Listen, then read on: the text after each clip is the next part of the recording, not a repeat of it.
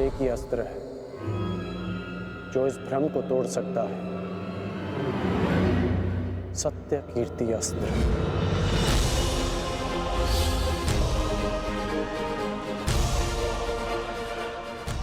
सत्य कीर्ति अस्त्र।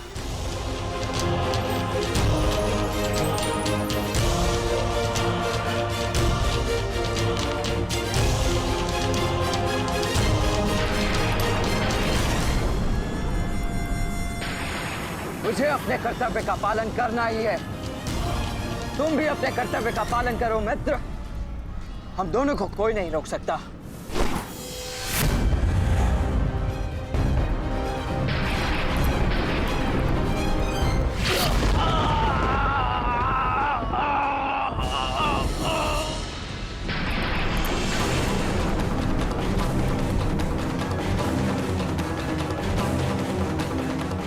रुक जा वृषसेन, मुझे विवश मत करो। मैं केवल वो कर रहा हूं जो मेरे वश में है।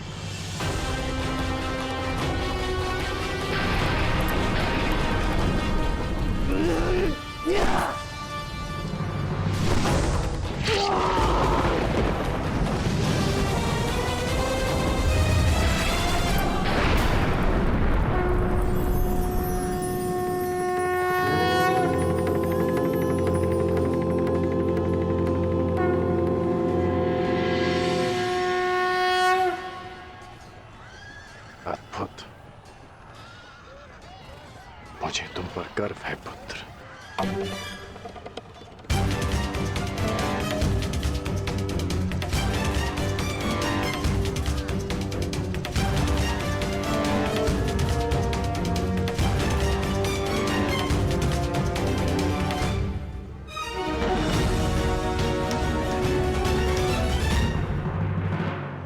क्या सूचना है, बताओ। अंगराज, मैं वो बताओ मुझे। कुमार वृषेण। क्या हुआ वृषसेन को? बोलो। युद्ध में बुरी तरह घायल हुए हैं।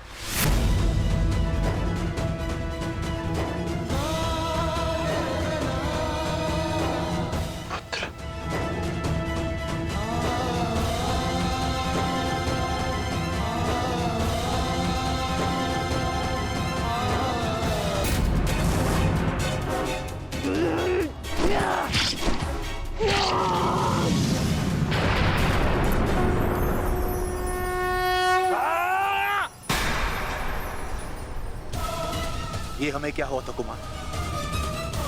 हम एक दूसरे पे क्यों प्रहार कर रहे थे? अवश्य कोई माया थी जिसका अंत हुआ। आओ आओ, शत्रु हमारे प्रहार की प्रतीक्षा कर रहा है। चलिए कुमार।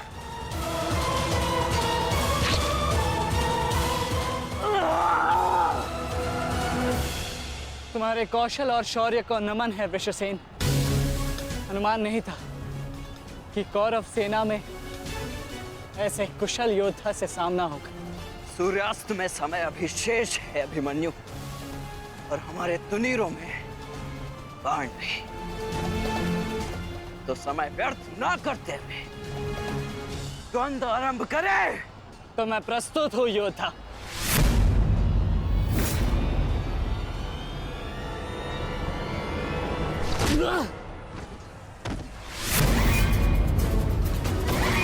तेरे पिता की माया का अंत हुआ बालक, और अब तेरा अंत होगा।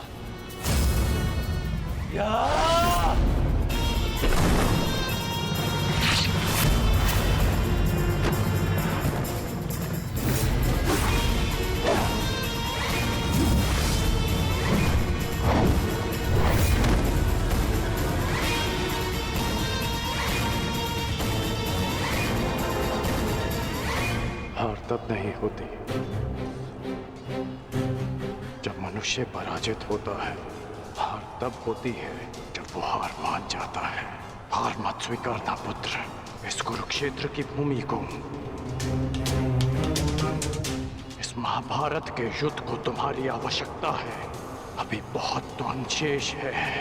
उठो, अपने क्रोध को, अपने साहस को, अपने विश्वास को एकत्रित करो।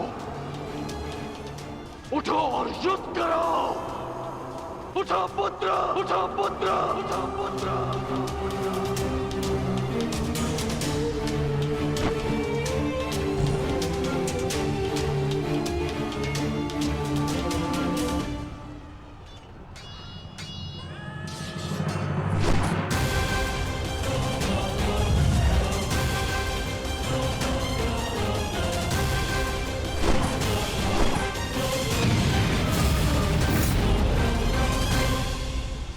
माधव, पितामह के प्रहार प्रतिक्षण बलशाली होते जा रहे हैं।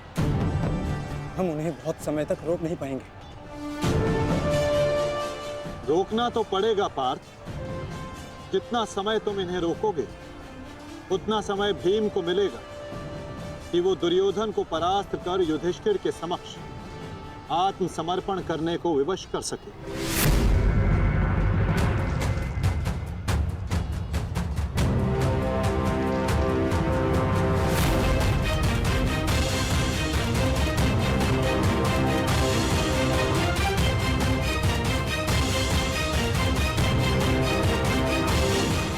दुर्योधन, ये युद्ध भूमि है, कोई रंग भूमि नहीं कि औरों के द्वंद का तुम आनंद उठा सको। क्यों दुर्योधन, कायरों की भांति क्यों खड़े हो? आओ और आकर मुझसे युद्ध करो।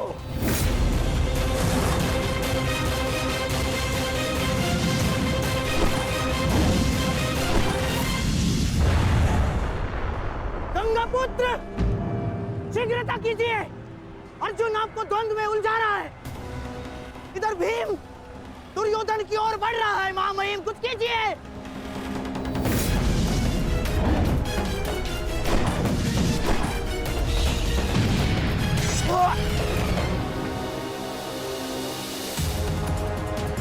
साथी,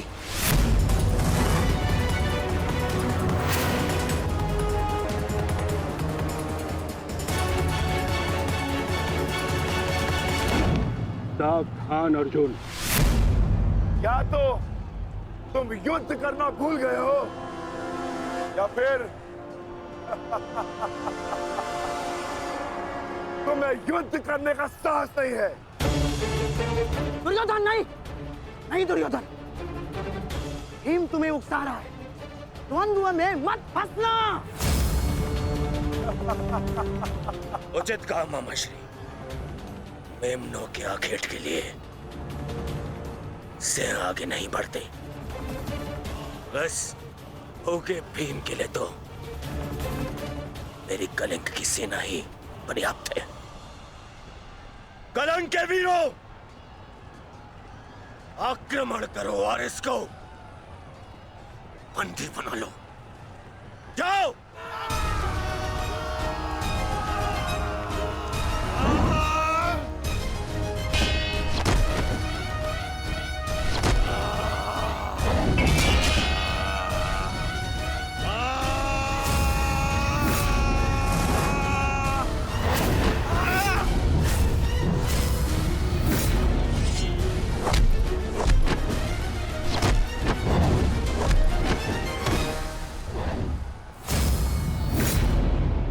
दुर्योधन, बस ये इतने से थे।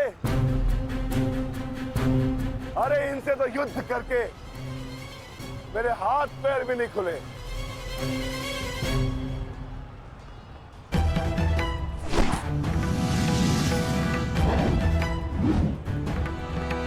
आप नियम भंग कर रहे हैं आचार्य। आप एक साथ दो पर आक्रमण नहीं कर सकते। स्मरण रहे कि युद्ध के नियम के अनुसार दो योद्धा एक योद्धा पर आक्रमण नहीं कर सकते। पर तो एक योद्धा तो योद्धाओं पर आक्रमण कर सकता है सहदेव।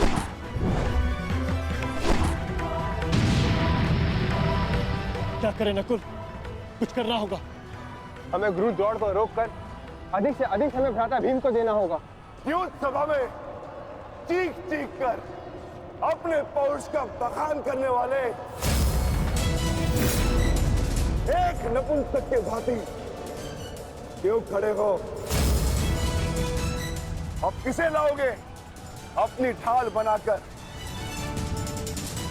ये विकोदर भीम तुम्हारी हर ढाल को तोड़कर तुम्हारा अंत करेगा। मैं तुम्हारे प्राण लेकर रहूंगा कायर दुर्योधन।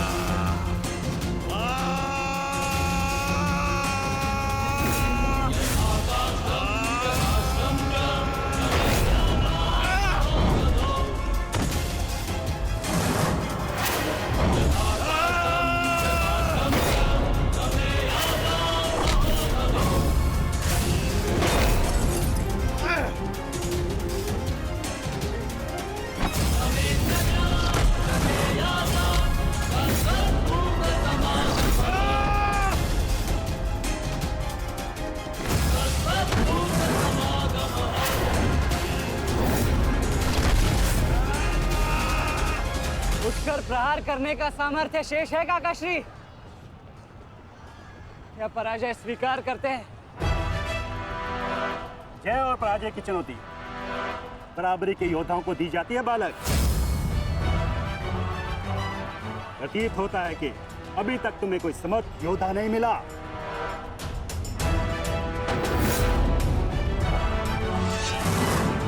मैं शब्दों के बाण नहीं चलाता नानाश्री। अच्छा, तो युद्ध करो या समर्पण करो।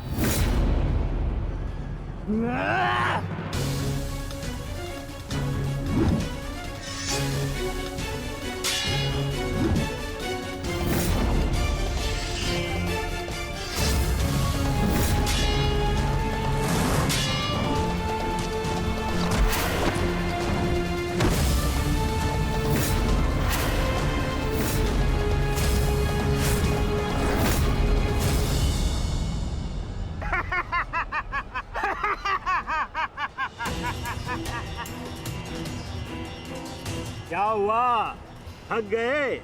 अरे ये उस मूर्ख विराट पुत्र उत्तर की संगति का प्रभाव है। ये उसे भी यही लग रहा था कि मेरे समक्ष वो कुछ कर दिखाएगा, पर मूर्ख मृत्यु को प्राप्त हो गया।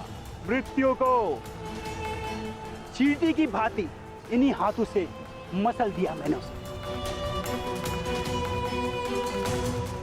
पीछे हट जाओ अभिमन्यु, अन्यथा उत्तर से कहीं पीड़ादायक मृत्यु मिलेगी। मृत्यु। तो ये समझिए कि आज उत्तर का प्रतिशोध पूर्ण होगा।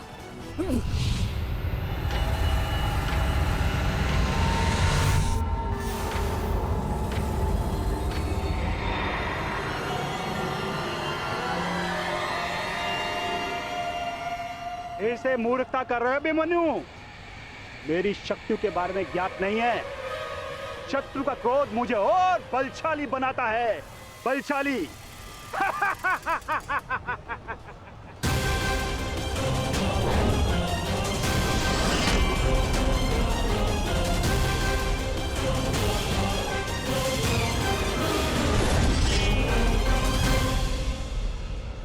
इतना ललकारने के पश्चात भी तुम रथ पर छिप कर बैठे हो दुर्योधन।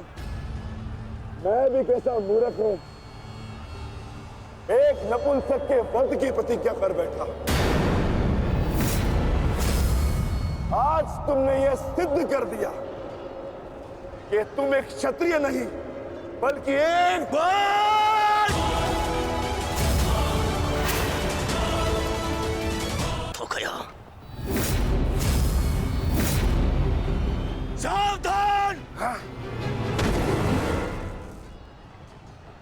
क्रोध से भरे कुमार भीम अब युवराज दुर्योधन की ओर बढ़ रहे हैं महाराज। मेरा दुर्योधन किसी संकट में तो नहीं ना? कहीं ऐसा तो नहीं कि भीम युद्ध के दूसरे दिन ही पांडव पक्ष को जय श्री दिलवा दे?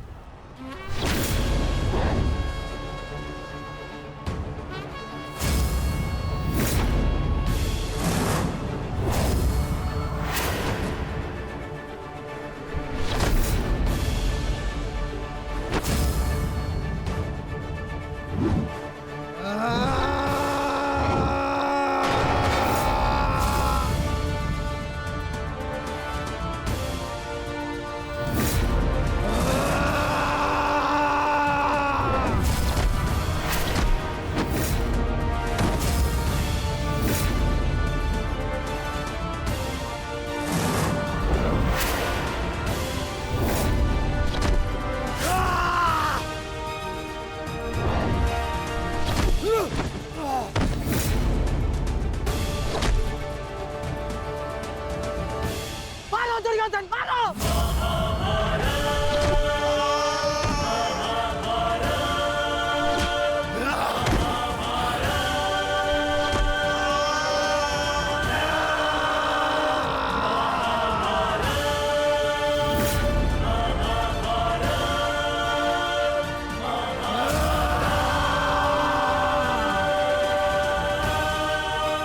क्या हुआ गदाधारी भीम? अब दिखाओ तुम्हारा पौरुषत्व। या कहो तो हस्तिनापुर की स्त्रियों से आभूषण लाके तुम्हें पहना दूं? क्या हुआ? युद्ध बातों से नहीं बल से जीता जाता है। यदि इस जैसे शरीर में थोड़ा सा भी साहस बचा है तो और प्रहार कर मुझ पर। अरे ये क्या पहचानेगा अपनी शक्ति को? इसे कैसे मैंने वस्त्र और आभूषण रहित करके आंसू के मत्थे बिठा दिया था मैंने।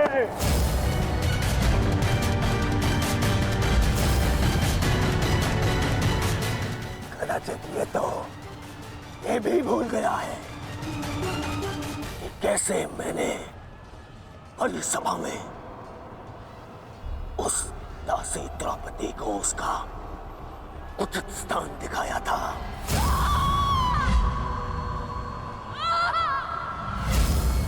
आओ दासी द्रौपदी, आकर मेरी गंगा में बैठो।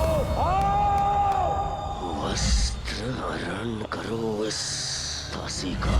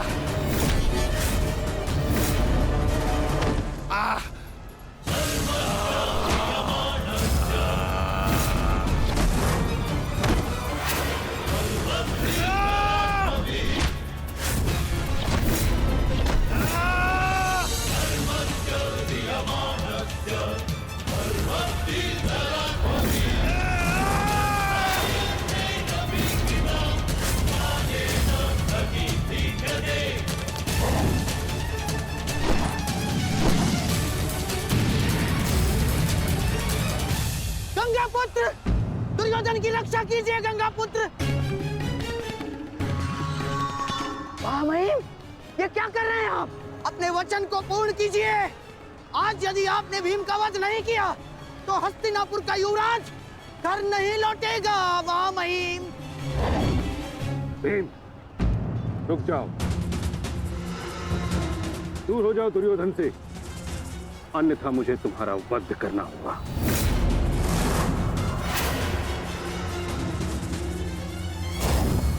सावधान पितामह, यदि आपने भ्राता भीम पर प्रहार किया तो मुझे विवश होकर आप पर बाण संधान करना होगा। हट जाओ भीम। क्षमा चाहता हूं पितामह, आप अपना वचन पूर्ण कर रहे हैं तो मुझे भी अपनी प्रतिज्ञा का मान रखना है। आज मैं इस दुर्योधन का वध तो करके ही रहूंगा, चाहे इसके लिए मुझे स्वयं के प्राण क्यों न गंवाने पड़े।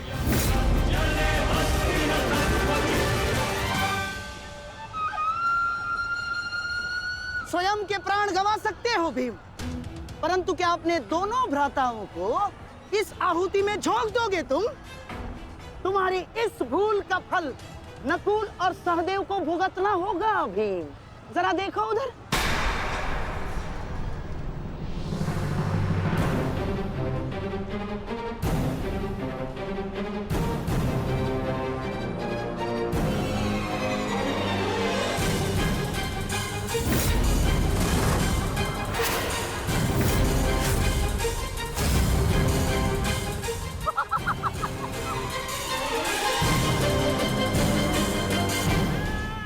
पिताश्री,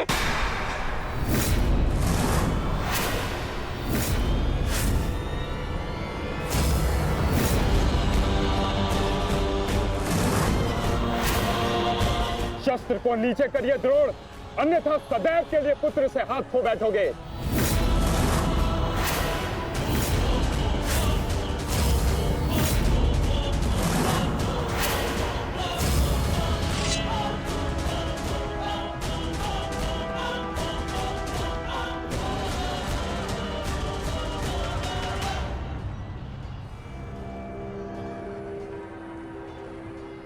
दुर्योधन, तेरा अंत आ गया है।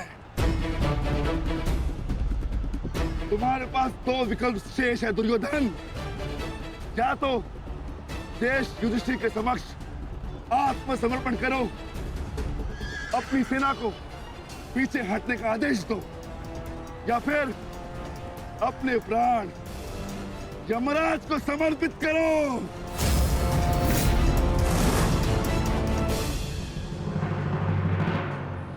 मारो भीम, मारो, शीघ्रता करो भीम। इतनी भी क्या शीघ्रता है राजकुमार युधिष्ठिर?